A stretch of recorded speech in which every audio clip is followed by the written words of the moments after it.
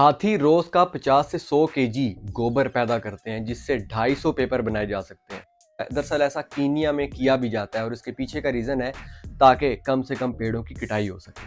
Welcome to amazing random fact. मेरा नाम है मोहम्मद उमैर और आप देख रहे हो उमैर टीवी।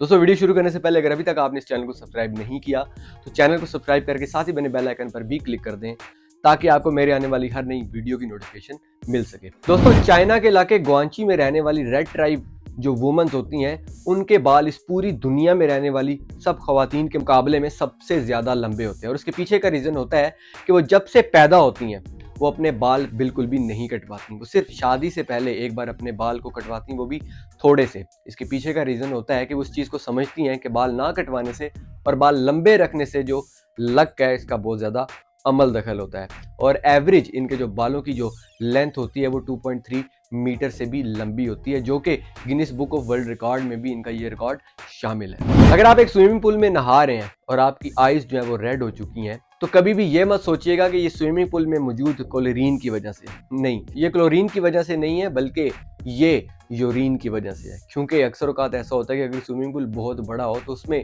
नहाते वक्त कोई ना कोई इंसान सूसू लाजमी कर देता है। एक एवरेज 8,30,000 कैपेसिटी वाले स्विमिंग पूल में 75 लीटर यूरिन मौजूद होता है। तो अगली बार अगर आंखें रेड हुई तो समझ जाना कि भाई किसी ने सूसू किया है। राइस टू बी एक ऐसा प्लेनेट है जो कि मिलने वाले प्लैनेट्स में से सबसे ज्यादा डार्केस्ट प्लैनेट है। ये इतना डार्क प्लैनेट है कि इसका जो कलर है वो किसी कोयले से भी ज्यादा डार्क है और यही वजह है कि यहाँ पर पड़ने वाली कोई भी अगर लाइट हो तो वो सिर्फ 1% ही रिफ्लेक्ट होती है। दोस्तों, ग्लोबल वार्मिंग के बारे में तो आप सब लोगों ने सुन रखा होगा, इसके बारे में बहुत ज्यादा बात की जाती है। ग्लोबल वार्मिंग की वजह से जो टेम्परेचर है वो इतना ज्यादा रेज हो चुका है कि उनका असर अब आपको फूलों में भी मिलेगा, क्योंकि अब जो फूल प्रोड्यूस होते हैं, जो फूल बनते हैं, उनकी खुशबू में भी आहिस्ता आहिस्ता फर्क देखा। दोस्तों, अमेरिका के दो ट्विंस ब्रदर्स थे जो कि एस्ट्रोनॉट की हिस्ट्री में एक पहले एस्ट्रोनॉट थे जो कि दो ट्विंस थे और दोनों के दोनों भाई ही ट्विंस थे। यूं तो नासा जब भी अपना कोई एस्ट्रोनॉट इंटरनेशनल स्पेस स्टेशन पर भेजता है तो वो वहां ज्यादा से ज्यादा 6 माह गुजारता है,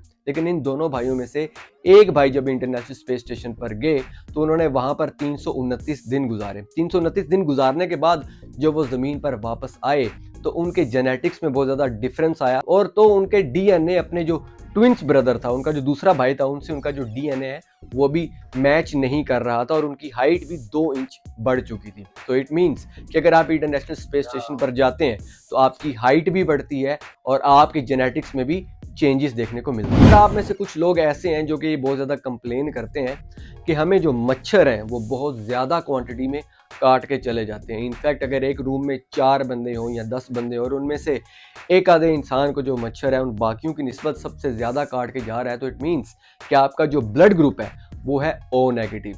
तो जो मच्छर है वो ओ नेगेटिव का जो ब्लड है उसको ज्यादा सक करता है बनस्बत ए के या बी के।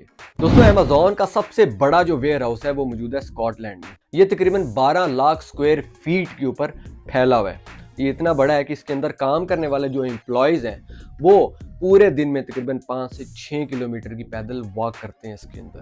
मतलब काम करते करते कभी यहाँ से वहाँ जाना, कभी इस कोने से दूसरे कोने तक जाना। तो एवरेज एक जो इनका एम्प्लॉय है वो 5 से 6 किलोमीटर इस वेयर हाउस के अंदर ही चल पड़ता है। एक स्टडी में ये पाया गया है कि स्कूल में पढ़ने वाले बच्चे अगर पेन के साथ ऐसे लिखते हैं तो वो जो ऐसे होता है वो ज़्यादा लंबा लिखते हैं और ज़्यादा अच्छा लिख सकते हैं बनिस्बत अगर आप उसी ऐसे को उसी स्टूडेंट से एक कंप्यूटर पीसी पे टाइपिंग करके करवाते हैं। और मैं खुद इस बात से एग्री भी करता हूं, क्योंकि अगर आप पेन से एक ऐसे लिख रहे हैं किसी टॉपिक के ऊपर तो जब आप लिखते हैं तो अगली लाइन ऑटोमेटिकली आपके ज़हन में आती रहती है।